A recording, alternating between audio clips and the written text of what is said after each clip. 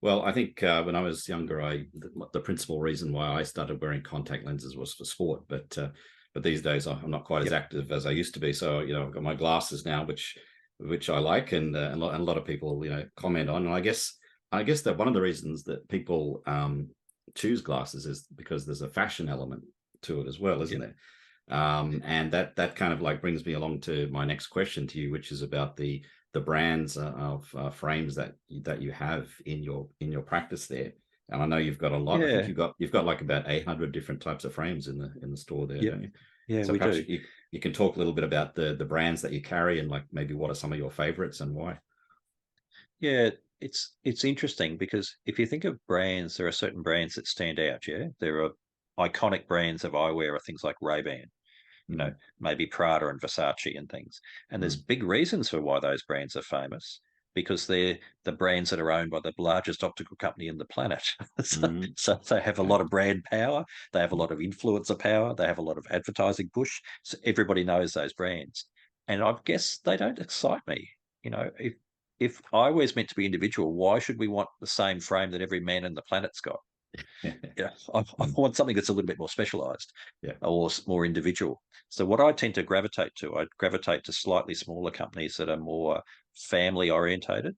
So or if not family orientated, they're a smaller company which is got a very clear pathway as to what they want to achieve. Mm, So some of my favourite brands are a brand called Varni, which comes out of Torino in Italy. So and Varney Eyewear, the the patriarch of the family is Giovanni. mm, Giovanni is the man behind Varney Eyewear, and that's where the Varney comes from because it's a short version of his name. And he makes glasses in the slogan on the back of it, on the side of his frames is "Made in Italy for sure."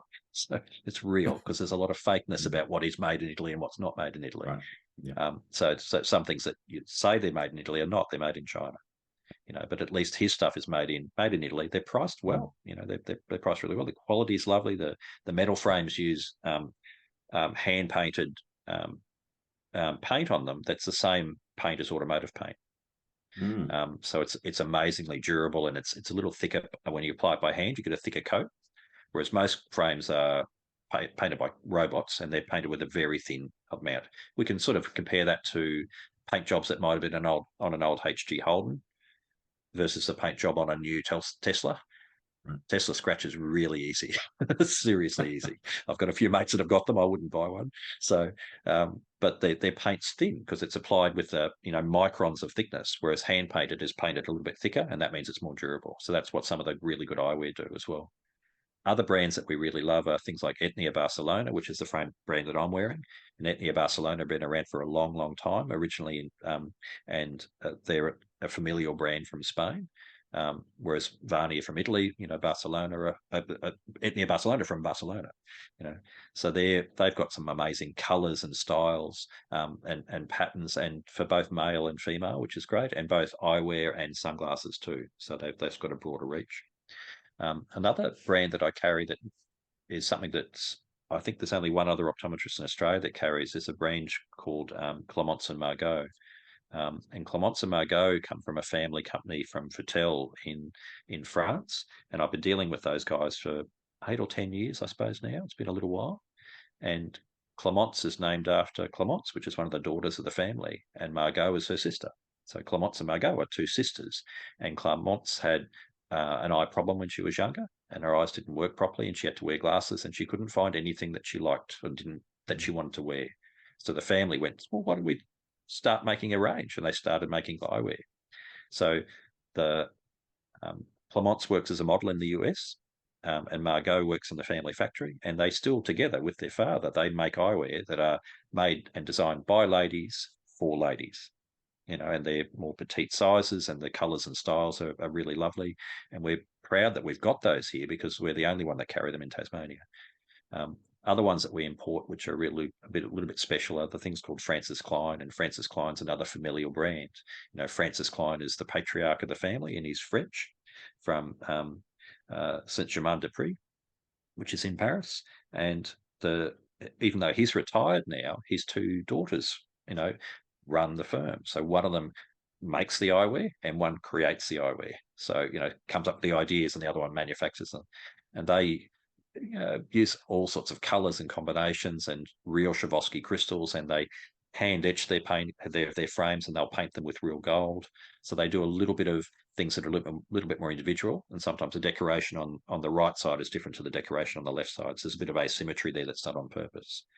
So these sort of glasses have got a special folding way. So when you fold them, if you fold them with the one arm first and the second arm second, they will fold flat.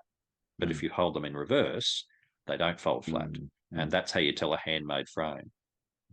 Because handmade frames, the temples and the attachments are made asymmetrically to make them only fold one way. So if you try and fold them the wrong way and you shove them in a case, you'll crush them and you'll push them out of shape.